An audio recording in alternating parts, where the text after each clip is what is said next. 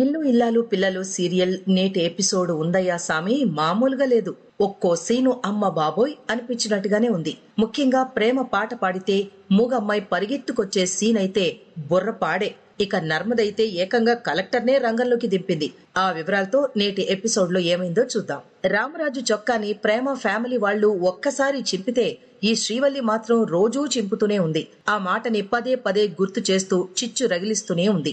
బతుకమ్మ వేడుకలోనే ఈమెది అదే తంతు కావడంతో నోరు మూసుకొని ఉండవే అని అంటుంది వేదవతి. ఇక ఈ రోజు రాత్రి ప్రసారం కాబోయే ఎపిసోడ్ లో ఏమైందంటే, రేవతి వదిన చేతి నుంచి బతుకమ్మ పడిపోతూ ఉంటే ప్రేమ పట్టుకుంటుంది.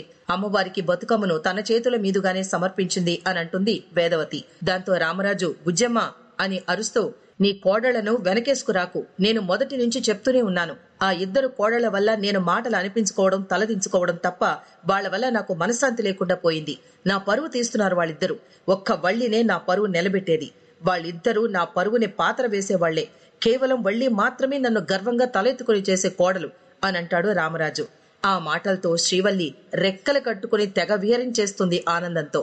అయినా అంటే అన్నానంటారు కాని వీడు మాట్లాడితే ప్రేమ నర్మదలే కారణం అంటాడేంటి? అసలు కారణం వీడే కదా. పనోడిగా వెళ్లినోడు పని చేసుకుని రాకుండా ఆ ఇంటి పిల్లకి గ్యాలం వేసి లేపుకొచ్చాడు. వాళ్ళు పగ పెంచుకున్నారు. చేసిందంతా వీడు చేసి వాళ్ళనంటాడేంటబ్బా?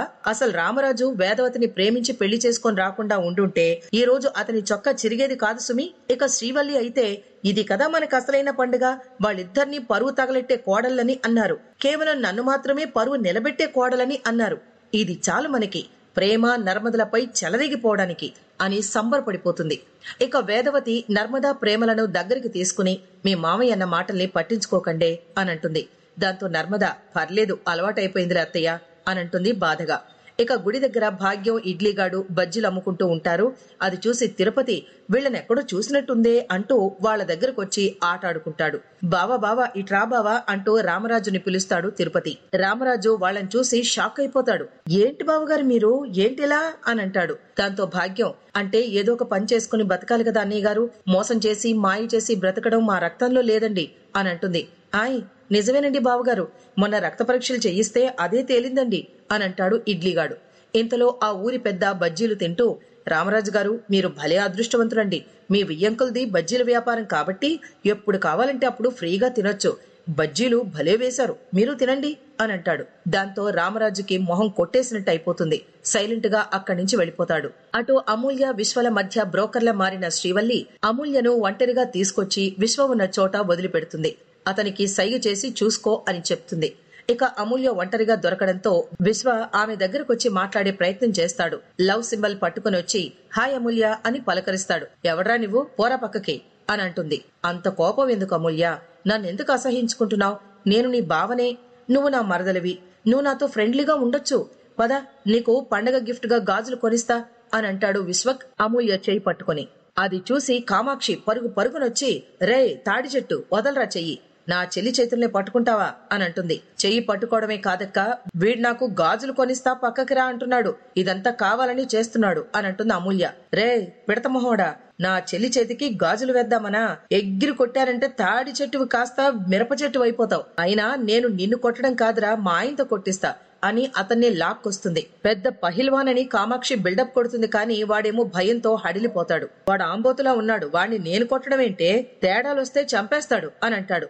దాంతో కామాక్షి, నువ్వే మగాడివిరా చిచ్చి అని అంటే, నువ్వేమైనా అనుకో, ఈ బతుకమ్మ నాడు నా బతుకు బస్టాండ్ చేసుకోలేను అంటూ అక్కడి నుంచి పారిపోతాడు కామాక్షి మొగుడు. పండుగ రోజు రక్తపాతం వద్దని వదిలిపెడుతున్నా, లేకపోతే చచ్చేవాడివేరా, పోరా పో అని అంటుంది కామాక్షి. మరోవైపు ప్రేమ నర్మద రామరాజు అన్న మాటల్ని గుర్తు చేసుకుని బాధపడుతూ ఉంటారు. ఒకరి బాధలనొకరు పంచుకుని కలివిడిగా బాధపడతారు. ఆ తర్వాత ఈ సెంటిమెంట్ సీన్ పక్కన పెట్టి నీ లవ్ సీన్ స్టార్ట్ చేయి ప్రేమ అని అంటుంది నర్మద. నాకు టెన్షన్ గా ఉంది అని అంటూనే ధీరజ్ దగ్గరికి వెళుతుంది ప్రేమ. ఎలా ఎలా ఎలా తెలుపను ఎదలోని ప్రేమను అంటూ సాంగ్ వేసుకుంటుంది. ఏంటే నా వెనకే తిరుగుతున్నావు, ఏంటి సంగతి, కరెంట్ షాక్ ఏమైనా కొట్టిందా అని అడుగుతాడు ధీరజ్. చెప్పవే తల్లి చెప్పు అని తల బాదుకుంటూ ఉంటుంది దూరం నుంచి చూస్తున్న నర్మద.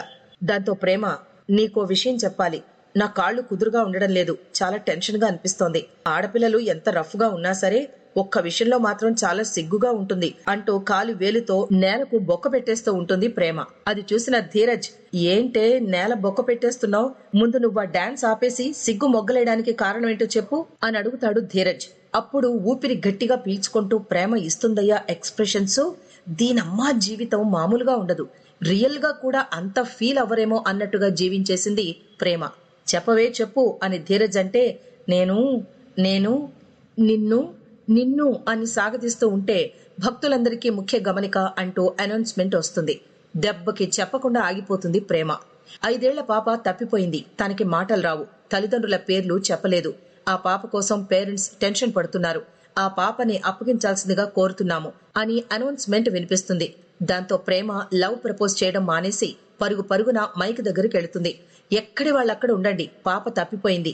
మాటలు రాని వాళ్ళకి వినికిడి శక్తి ఎక్కువ, కాబట్టి మీ పాపకి ఏ పాట అంటే ఇష్టమో చెప్పండి, ఆ పాట పాడితే తను ఖచ్చితంగా ఇక్కడికి వస్తుంది అంటూ జోలాలి అనే పాట అందుకుంటుంది ప్రేమ. ఈ సీన్ మాత్రం అమ్మ బాబోయ్ అనిపించక మానదు.